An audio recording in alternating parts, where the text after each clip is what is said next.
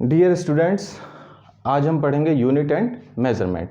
तो unit and measurement basically इसमें हम देखने वाले हैं कि किसी भी क्वांटिटी को डिफाइन करने के लिए हमारे पास दो चीज़ों का होना बहुत ही ज़रूरी है। तो पहली चीज़ होती है नंबर, दूसरी चीज़ होती है उसे सही तरीके से डिफाइन करने वाली यूनिट। तो जैसे कि हम कोई एक एग्जाम्पल ले लेते हैं, मान लीजिए Q = N1U1। मान लीजिए कोई एक मैं और एग्जाम्पल ले रहा हूँ N2U2। तो N1U2 मान लीजिए मैंने कहा 2 मीटर, ओके 2 मीटर। तो 2 मीटर अगर मैं 2 अकेला बोलूँगा तो that is not sufficient for us, because we can not say that whatever we are talking about, okay. कि हम दो क्या कह रहे हैं, 2 मीटर है, 2 किलोग्राम है, 2 केल्विन है, कुछ भी हो सकता है। तो हमें एक तो नंबर चाहिए जिसे हम N1 से रिप्रेजेंट कर रहे हैं और एक मीटर चाहिए, ठीक है। तब हमारी ये क्वांटिटी पूरी तरीके से डिफाइन हुई कि ये हम 2 मीटर, हम लेंथ की बात कर रहे हैं और कितनी लेंथ की बात कर रहे हैं, 2 यूनिट, ओके। तो 2 मीटर, इसे हम दूसरे तरीके से भी डिफाइन कर सकते हैं। मान लीजिए हमने 1 मीटर में 100 सेंटीमीटर होता है, तो यहाँ पर हम इसे ऐसे भी कह सकते हैं 200 सेंटीमीटर। या अगर हम मिलीमीटर में डिफाइन करना चाहते हैं तो ये हो जाएगा 2000 मिलीमीटर। ये आप घरों में यूज़ करते रहते हैं, आपने स्केल भी देखा है, आपने तीनों ही स्केल देखे होंगे। तो 2 मीटर भी वही क्वांटिटी है, 200 सेंटीमीटर भी वही है और 2000 मिलीमीटर भी वही क्वांटिटी है, लेकिन ये डिफाइन करने के तरीके अलग अलग हैं, ठीक है। ऐसे ही हम एक दूसरी यूनिट भी ले लेते हैं। मान लीजिए हमने कहा 2 सेकेंड, या फिर हम कह सकते हैं सेकेंड नहीं, इसके लिए मैं मिनट को लेता हूं। मान लीजिए हमने लिखा 2 मिनट, इसे हम कह सकते हैं 60 सेकेंड, ओके। तो 2 मिनट एक ही चीज़ है, 60 सेकेंड भी वही चीज़ है। तो बेसिकली यहाँ पर डिफाइन करने के अलग अलग तरीके, अब हर कंट्री में अलग अलग सिस्टम चल रहा है। मान लीजिए किसी और परिप्रेक्ष्य में बात हो रही है, कहीं पर किसी और परिप्रेक्ष्य में बात हो रही है, तो इसे किस तरीके से डिफाइन किया जाए। तो इसके लिए क्या हुआ, कई देशों ने या कई संस्थाओं ने अपनी अलग अलग यूनिट्स को डिफाइन किया। तो उसमें कुछ है, फॉर एग्जाम्पल एक होता है CGS सिस्टम, एक होता है FPS सिस्टम, एक होता है MKS सिस्टम, ओके। तो CGS सिस्टम में क्या था कि हम लेंथ को सेंटीमीटर में, वजन को ग्राम में और टाइम को सेकंड में मेज़र करेंगे। इसमें क्या था, लंबाई को फुट में, वज़न को पाउंड में और ये सेकंड में, फुट पाउंड सेकंड, ये था मीटर किलोग्राम सेकंड। तो एक संस्था है, उस संस्था ने क्या किया, एक ऑल ओवर द वर्ल्ड, क्योंकि हमें बिजनेस भी करना था, एक दूसरे से चीज़ों का लेन देन भी करना था, तो उसके लिए क्या किया कि एक ऐसा सिस्टम डिफाइन किया गया कि जो पूरे होल वर्ल्ड में चले। तो उसके लिए उन्होंने किसे स्वीकार किया, MKS सिस्टम को। तो MKS सिस्टम में हम क्या लेंगे, मीटर किलोग्राम सेकंड। और यहाँ भी हम जो इंडियन सिस्टम में पढ़ते हैं, हम कोई भी कैलकुलेशन करेंगे वो अधिकतर हमारा टारगेट क्या होगा कि हम मीटर किलोग्राम और सेकंड में ही सॉल्व करें, जिससे कि हमारे आंसर में एक्यूरेसी आए। कोई अगर दूसरी यूनिट है तो भी हम कोशिश करते हैं इसी में कन्वर्ट करके, हालांकि सॉल्व आप किसी में भी कर सकते हैं, तरीका एक ही है, फिजिक्स सेम ही रहेगी, ओके। तो एक जो संस्था है जिसने ये बताया, वो संस्था है इंटरनेशनल सिस्टम्स ऑफ यूनिट, है ना। एक मानक जो लिया वो क्या लिया, इंटरनेशनल सिस्टम्स ऑफ यूनिट, जिसे हम शॉर्ट में कहते हैं SI यूनिट, SI यूनिट। तो SI यूनिट को डिफाइन करने के लिए उन्होंने अलग अलग डेफिनेशंस दी हैं कि मीटर को क्या कहेंगे, किलोग्राम को क्या कहेंगे। इसके लिए आप इंटरनेट पे जाकर डिटेल सर्च कर सकते हैं। तो चलिए इसमें हम देखते हैं, अब समझते हैं फंडामेंटल क्वांटिटीज़। जो फंडामेंटल क्वांटिटीज़ हैं वो कौन कौन सी हैं, उनकी यूनिट कौन कौन सी है और उसे किस तरीके से हम लिख सकते हैं। तो सबसे पहले तो हम ये याद रखेंगे कि फंडामेंटल क्वांटिटीज़ जो हैं वो 7 हैं। There are 7 fundamental quantities. इसे याद करने का सबसे सिंपल तरीका है कि आप सिम्बल्स को याद कर लीजिए उसी क्रम में। तो मैं यहाँ पर एग्जाम्पल दूंगा। फॉर एग्जाम्पल हमने यहाँ कहा था MKS सिस्टम, ओके। तो आप MKS ऐसे ही लिख लीजिए, MKS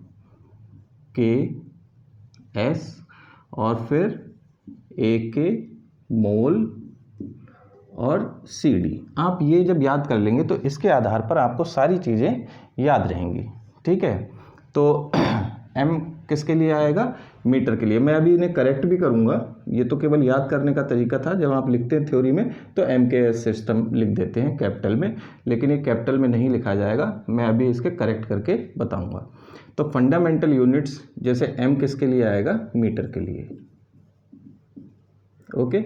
मीटर ये किसके लिए आएगा, किलोग्राम, और एस आएगा सेकेंड, ए आएगा एम्पियर, के आएगा केल्विन, एम मोल, और सी डी कैंडेला। अब ये क्वांटिटी कौन कौन सी है, मीटर, हम मीटर किस में मेज़र करते हैं, लेंथ में, ओके। किलोग्राम हम मास, सेकेंड टाइम, एम्पियर हम करंट की बात कर रहे हैं यहाँ पर, बेसिकली इलेक्ट्रिक करंट की, ओके। करंट हम कभी कभी फ्लूइड के लिए भी यूज़ कर लेते हैं, जैसे फॉर एग्जांपल पानी में कितना करंट है, मतलब पानी का करंट की कितना वाटर पर सेकंड फ्लो हो रहा है, लेकिन यहाँ हम इलेक्ट्रिक करंट की बात कर रहे हैं जिसकी ये यूनिट है। केल्विन होता है टेम्परेचर का, मोल अमाउंट ऑफ सब्सटेंस,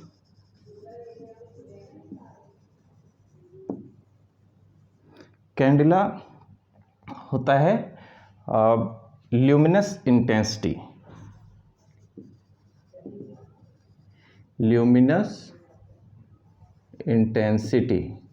ओके। तो इस तरीके से आप सबको याद कर सकते हैं, आपको सिर्फ ये याद करना है, इसके बाद ये टेबल। अच्छा, अब बात करते हैं कि 1 मीटर कितना होता है, ओके। तो 1 मीटर हम जैसे म्यूज़ियम की बात करते हैं कि ब्रिटेन में एक म्यूज़ियम है, वहाँ पर प्लेटिनम इरिडियम की एक रॉड है, वो जितनी लंबी लेंथ की रॉड है उसी को हम all over the world 1 metre consider करेंगे। दूसरा, रॉड की length according to the temperature it will change. तो हम क्या करेंगे, उसके लिए हमने एक दूसरे तरीके से सोचा कि क्यों ना लाइट की स्पीड को हम एक कांस्टेंट ले लें। तो हमने ये कहा कि 1/9 लाख, मतलब 9 लाखवां हिस्सा, लगभग ऐसे ही कुछ है, एग्जैक्ट मुझे नहीं याद है, आपको भी याद करने की ज़रूरत नहीं है क्योंकि ये कभी भी एग्ज़ाम में क्वांटिटीज़ नहीं पूछी जाएंगी, बस आपको पता होना चाहिए। सारी बुक्स में दिया हुआ है, एनसीईआरटी की बुक में भी है, कुमार मित्तल में भी, एबीसी में भी है, और आप एचसी वर्मा देखेंगे उसमें भी दिया हुआ है। सारी बुक्स में डेफिनेशंस में दिया हुआ है, तो आप एक बार खुद से पता कर लें कि किस क्वांटिटी को 1 मीटर कहा गया है, ठीक है। ऐसे ही हाँ, तो मीटर की मैं बात पूरी कर देता हूँ कि 1 सेकंड के 9 लाखवें 80,000वें हिस्से में लाइट जितना वैक्यूम में चलती है उस दूरी को हमने क्या कहा, 1 मीटर, या कई बार हम वेवलेंथ से भी डिफाइन कर देते हैं कि इस फ्रीक्वेंसी की इतनी वेवलेंथ को हम 1 मीटर कहेंगे, ओके। ठीक ऐसे ही हमने किलोग्राम को डिफाइन किया, ठीक ऐसे ही सेकंड को डिफाइन किया, जैसे आपने सीजियम की एटॉमिक क्लॉक के बारे में सुना होगा, ठीक ऐसे एम्पियर। ये इनकी जो यूनिट्स हैं वो हम आगे चल के जैसे जैसे हम चैप्टर को कवर करते जाएंगे, आगे के चैप्टर, उसमें हम समझते जाएंगे कि 1 एम्पियर कैसे बोलते हैं, 1 केल्विन कैसे बोलते हैं, 1 मोल कैसे बोलेंगे। तो इस तरीके की चीज़ों को हम आगे डिस्कस करते जाएंगे और समझते हुए जाएंगे। अभी के लिए आप डेफिनेशंस अपनी बुक्स में देख सकते हैं, उन्हें मैं ज़्यादा डिटेल में यहाँ डिस्कस नहीं करूँगा। अब हम इसके आगे चलते हैं कि ये बेसिकली जो 7 हैं, कितने हो गए, 1 2 3 4 5 6 7, ठीक। तो 7 तो हमारी बेस क्वांटिटीज़ हो गई, हमारे पास 2 और सप्लीमेंट्री क्वांटिटीज़ होती हैं। तो सप्लीमेंट्री क्वांटिटीज़ को अब हम समझते हैं।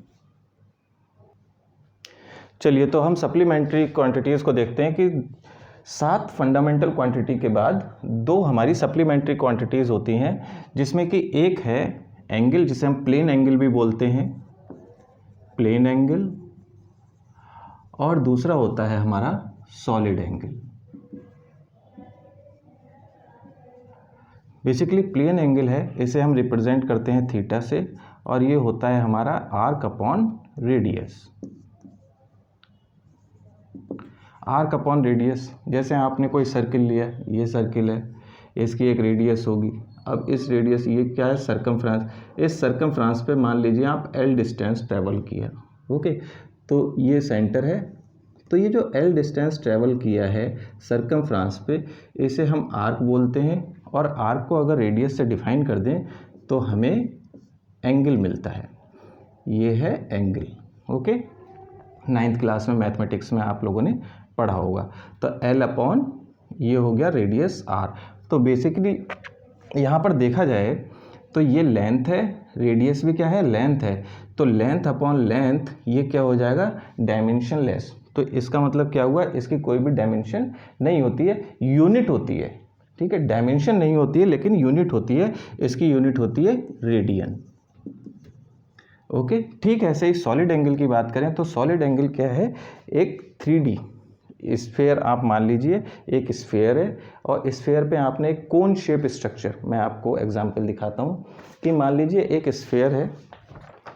पहले मैं 2 डायमेंशन में बना के दिखाता हूँ आपको कि मान लीजिए ये स्फेयर है, इस स्फेयर का ये सेंटर है, ये कोई सरफेस एरिया है और इस तरीके से आपने कवर किया ये वाला सरफेस एरिया। ये एक कोन शेप स्ट्रक्चर है, तो इस तरीके का मान लीजिए आपने एक कोन शेप स्ट्रक्चर किया, सॉफ्टी लाइक है ना, तो सॉफ्टी लाइक स्ट्रक्चर है कौन से, तो ये वाला जो एरिया है, ये वाला एरिया है ना, जितना इसने कवर किया है इस तरीके से, तो इस एरिया को अगर मैं रेडियस के स्क्वायर से डिवाइड कर दूंगा तो हमें क्या मिलेगा, सॉलिड एंगल। तो इसे हम कैसे डिफाइन करते हैं, मान लीजिए ये वाला जो एरिया है वो ए है। ओके, तो सॉलिड एंगल इसे हम ओमेगा से रिप्रेजेंट करते हैं, ये होगा ए अपॉन आर स्क्वायर। एरिया किस में होता है, मीटर स्क्वायर में। यहाँ की क्या है, ये भी मीटर स्क्वायर है क्योंकि लेंथ का स्क्वायर है, रेडियस भी लेंथ है, तो metre square upon metre square, इसकी भी कोई डायमेंशन नहीं होती है। तो जब इसकी भी कोई डायमेंशन नहीं है, इसका ये भी क्या है, डायमेंशन लेस क्वांटिटी है, लेकिन इसकी यूनिट होती है, यूनिट इसे, इसकी यूनिट होती है स्टेरेडियन, स्टेरेडियन। ओके, तो इसे शॉर्ट में क्या लिखा जाएगा, एस आर। एस भी स्मॉल होगा, आर भी स्मॉल होगा। ओके, और ये जो रेडियन है इसे हम शॉर्ट में लिखते हैं आर ए डी। न्यूमेरिकल्स में अगर यूनिट लिखेंगे तो आप आर ए डी रेडियन करके रिप्रेजेंट करेंगे।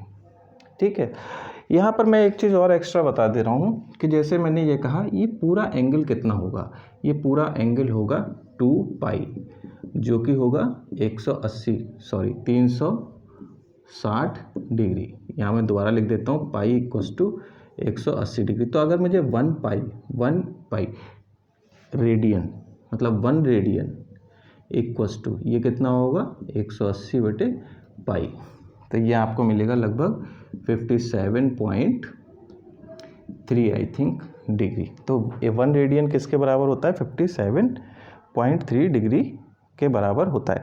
1 डिग्री के बराबर अगर आप रेडियन निकालना चाहते हैं तो वो भी निकल आएगा। 1 डिग्री इक्वस टू, इसे डिवाइड कर देंगे 1 से, तो आप रेडियन निकाल लेंगे। ओके, तो इस तरीके से आप एंगल और सॉलिड एंगल को डिफाइन कर सकते हैं। आगे हम बढ़ते हैं।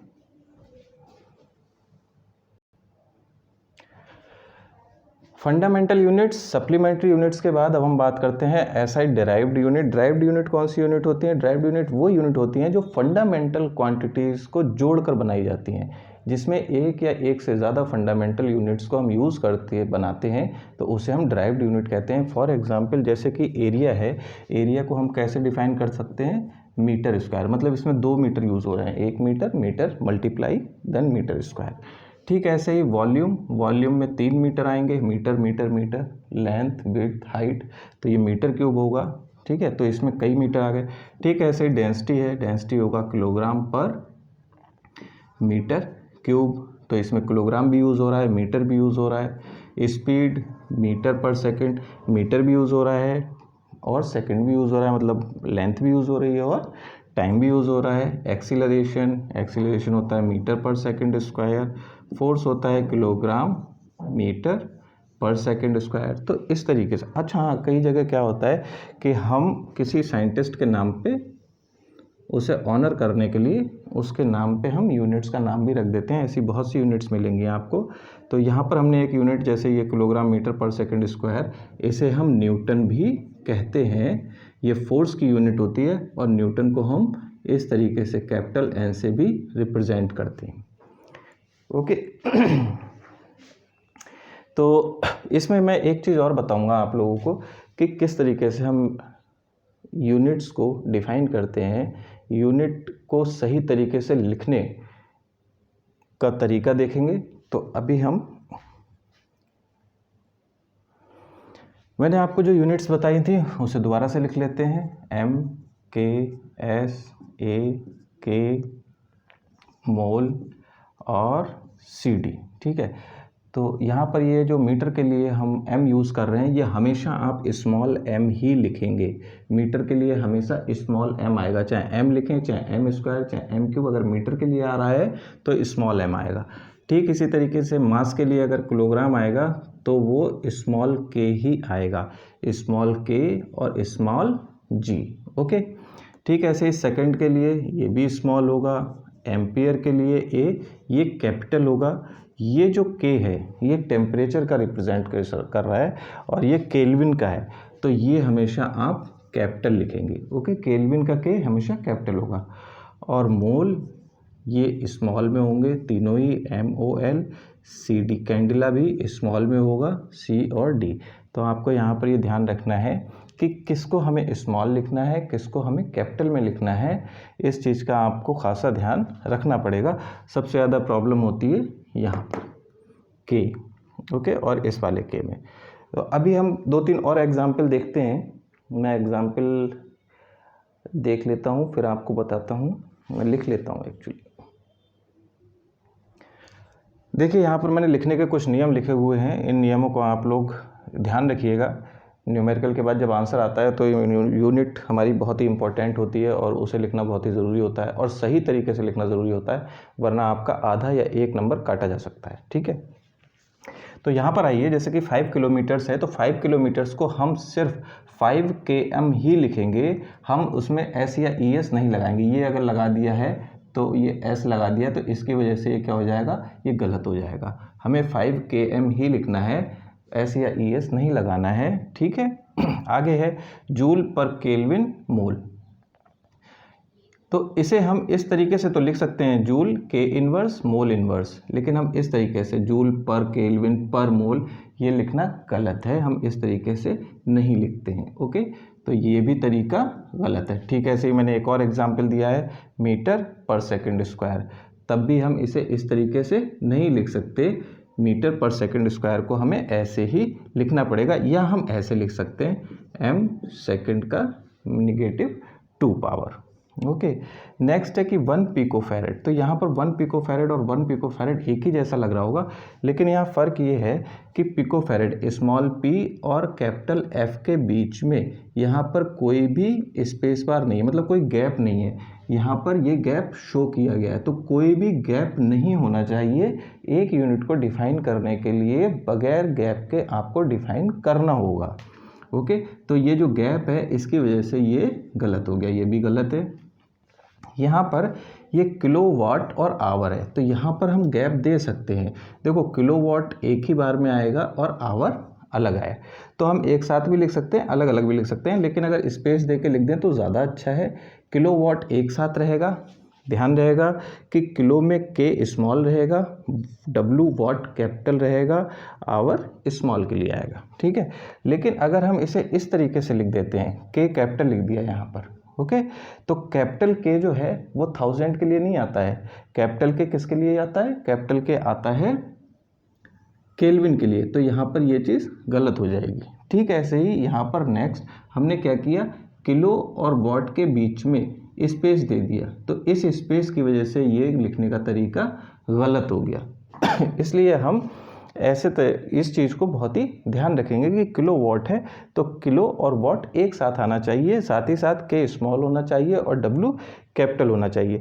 दूसरा एक और प्रॉब्लम होती है कि पिको फैरेड। पिको बेसिकली क्या होता है, ये 10⁻⁻12 मीटर, सॉरी मैंने मीटर गलत लिख दिया, मीटर तो लेंथ के लिए होगा, ये तो फैरेड है, कैपेसिटर की यूनिट है, तो 10⁻12 होता है। ओके, 1 पिको 10⁻12 होता है, तो हम इसे माइक्रोन माइक्रोन नहीं लिख सकते, हमें एक बार में ही डिफाइन करना होगा कि पिको का मतलब पिको फैरेड है, माइक्रो माइक्रो फैरेड नहीं है। तो इस तरीके से हमें ये 2-4 चीज़ें हैं, इनको ध्यान में रखना पड़ेगा यूनिट को लिखने से पहले। अब मैं 2-3 चीज़ें और बताना चाहूँगा। ये एक ऐसा कन्फ्यूज़न है जो हर स्टूडेंट्स को होता है, ख़ास करके यूपी बोर्ड के स्टूडेंट्स को, तो उसमें कोई भी कन्फ्यूज़न वाली बात नहीं है। मैं आपको बता दे रहा हूँ कि METRE, अगर मीटर की स्पेलिंग ये लिखी हुई है METRE, तो वो ब्रिटिश में यूज़ होती है, ब्रिटेन में, या फिर ब्रिटिशर्स यूज़ करते हैं METRE, और जो मीटर की स्पेलिंग METER है उसे अमेरिकन यूज़ करते हैं। तो दोनों ही मीटर की स्पेलिंग सही है, लेकिन हमारे यहाँ जो एजुकेशन सिस्टम है वो ब्रिटिशर्स की कॉपी किया गया है। मोस्टली हमने ब्रिटेन की चीज़ों को ही लिया है, तो इसलिए अधिकतर बुक्स में जो इंडियन कंटेंट मिलेगा वो आपको इसी मीटर की फॉर्म में मिलेगा METRE। लेकिन अगर आप किसी अमेरिकन राइटर की बुक पढ़ते हैं तो वहाँ पर आपको ये स्पेलिंग मिलेगी METER। तो इसमें कोई भी कन्फ्यूज़न की बात नहीं है, आप कभी भी कन्फ्यूज़ ना होइए। 2-3 चीज़ों की मैं इंग्लिश बताना चाहूँगा, हिंदी। जैसे फंडामेंटल क्वांटिटीज़ है, तो फंडामेंटल क्वांटिटीज़ को हिंदी में कहते हैं मूल राशियाँ, फंडामेंटल यूनिट्स को हम कहते हैं मूल मात्रक, सप्लीमेंट्री क्वांटिटीज़ को अनुपूरक राशियाँ, सप्लीमेंट्री यूनिट को अनुपूरक मात्रक, और डिराइव्ड यूनिट को हम बोलते हैं व्युत्पन्न मात्रक। धन्यवाद। आज के लिए बस इतना ही। Thank you.